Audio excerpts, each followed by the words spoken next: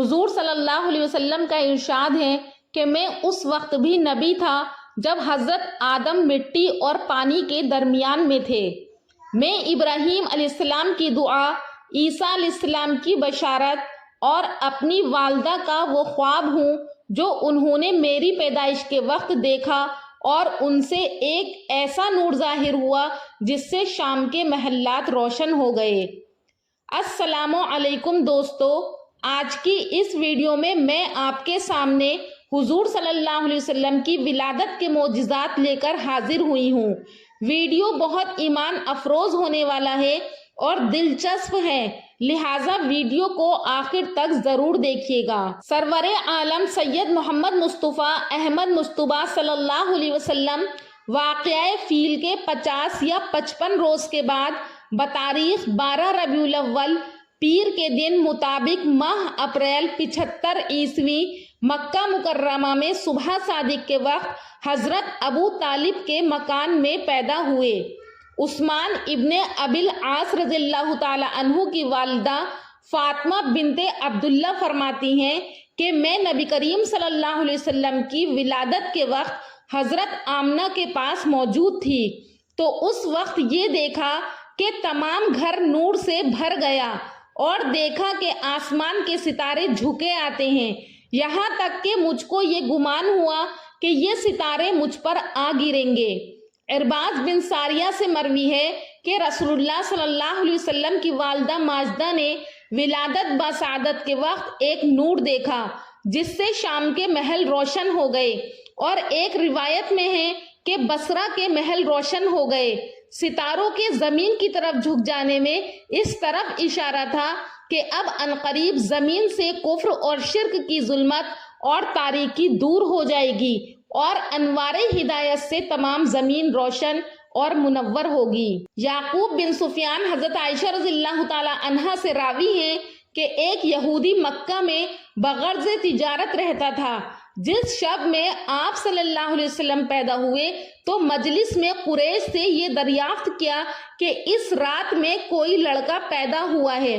قریش نے کہا کہ ہم کو معلوم نہیں۔ یہودی نے کہا کہ اچھا ذرا تحقیق تو کر کے آؤ۔ آج کی شب یعنی آج کی رات میں اس امت کا نبی پیدا ہوا ہے۔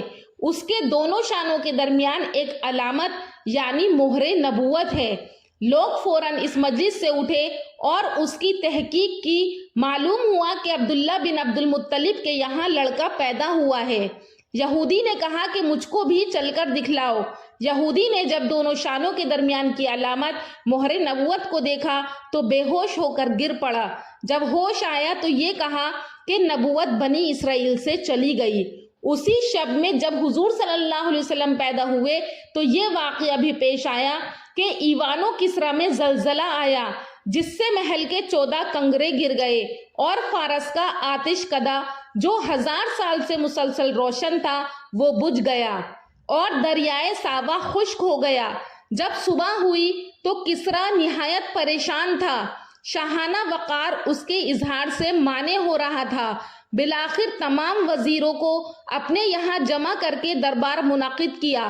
دربار میں یہ خبر پہنچی کہ فارس کا آتش کدہ بجھ گیا ہے۔ کسرا کی پریشانی میں اور اضافہ ہو گیا۔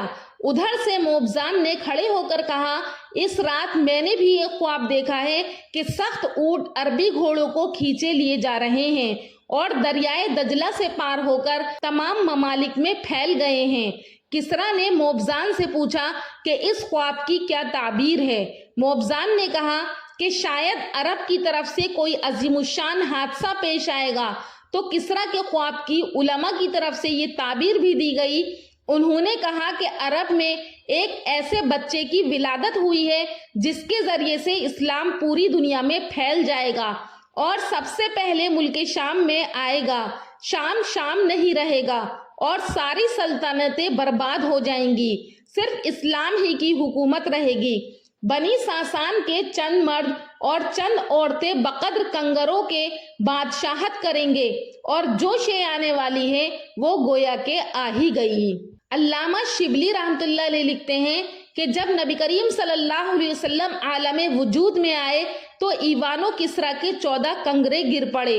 आतिश फारस बुझ गई, बहिराए तिब्रिया खुश्क हो गया।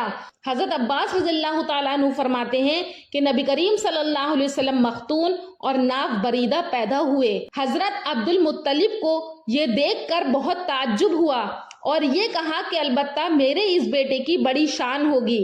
इसहाक बिन अब्दुल्ला हजरत आमना से रावी हैं कि नबी करीम सल्लल्लाहु अलैहि वसल्लम जब पैदा हुए तो निहायत नजीफ थे और पाक साफ थे, जिसमें अतहर पर किसी किस्म की आलाइश और गंदगी ना थी। विलादत के 7वें रोज हजरत अब्दुल मुत्तलिब ने आपका अकीका किया और इस तकरीब में तमाम कुरैश को दावत दी और मोहम्मद आपका नाम तजवीज किया। कुरैश ने कहा कि ए अबुल हारिस ये अब्दुल मुत्तलिब की कुन्नियत है, आपने ऐसा नाम क्यों तजवीज किया जो आपके आबाओ अजदाद और आपकी कौम में से अब तक किसी ने नहीं रखा। अब्दुल मुत्तलिब ने कहा कि मैंने ये नाम इसलिए रखा है कि अल्लाह आसमान में और अल्लाह की मखलूक ज़मीन में इस मौलूद की हम्द और तारीफ करे।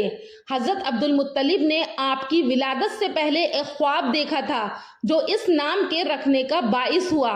उधर आपकी वालदा माजदा को रुयाए स्वालिहा के जरिए से ये बतला दिया गया कि तुम बरगजीदा खलाइक और सैयदुल उमम की हामला हो, इसका नाम मोहम्मद रखना और एक रिवायत में है कि अहमद रखना।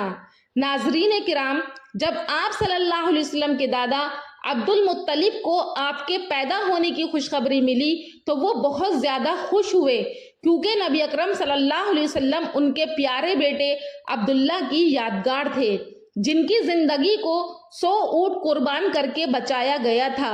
आपके वालिद अब्दुल्ला के बारे में बताया जाता है कि आपके दादा अब्दुल मुत्तलिब ने अपने बेटे अब्दुल्ला का निकाह बीबी आमना से किया और निकाह के कुछ दिन बाद अचानक से उनकी वफात हो गई। उनकी वफात से बूढ़े बाप पर बहुत ज्यादा सदमा हुआ, लेकिन जब वो अपने पोते की विलादत की खबर सुनते हैं तो वो सदमा एक हद तक कम हो जाता है और पोते की विलादत से दादा खुश हो जाते हैं। अब्दुल्ला यानी नबी अकरम सल्लल्लाहु अलैहि वसल्लम के वालिद की वफात के बारे में बताया जाता है कि वो तिजारत के लिए निकले हुए थे और जब मदीना में क़याम किया तो वहां पर वो बीमार हो गए। आपकी बीमारी की खबर मक्का में जब उनके वालिद तक पहुंची तो उनके दादा ने अपने बेटे हारिस को मदीना रवाना किया उनकी खबर लेने के लिए। जब हारिस मदीना पहुंचे तो मालूम हुआ कि हजरत अब्दुल्ला 1 महीना बीमार रहने के बाद इंतकाल कर गए। तो इस तरह हुजूर सल्लल्लाहु अलैहि वसल्लम के वालिद अब्दुल्ला का इंतकाल अपने पैगंबर बेटे हजरत मोहम्मद सल्लल्लाहु अलैहि वसल्लम की विलादत से पहले ही हो गया था। गोया हुजूर सल्लल्लाहु अलैहि वसल्लम माँ के पेट में ही यतीम हो गए थे। नाजरीन, ये थे नबी अकरम सल्लल्लाहु अलैहि वसल्लम की विलादत के मोजिज़ात। आखिर में अल्लाह रब्बुल इज़्ज़त से दुआ है कि अल्लाह पाक हम सब को हुजूर सल्लल्लाहु अलैहि वसल्लम के नक्श कदम पर चलने की तौफीक अता फरमाए। अगर आपको हमारा वीडियो अच्छा लगा है तो हमारे चैनल नूरी इस्लामिक ट्यूबर को ज़रूर सब्सक्राइब करें और कमेंट सेक्शन में अपनी राय का इजहार करें। इंशाअल्लाह फिर मुलाकात करूंगी एक और अच्छे टॉपिक के साथ अगली वीडियो में। तब तक के लिए अल्लाह हाफिज़।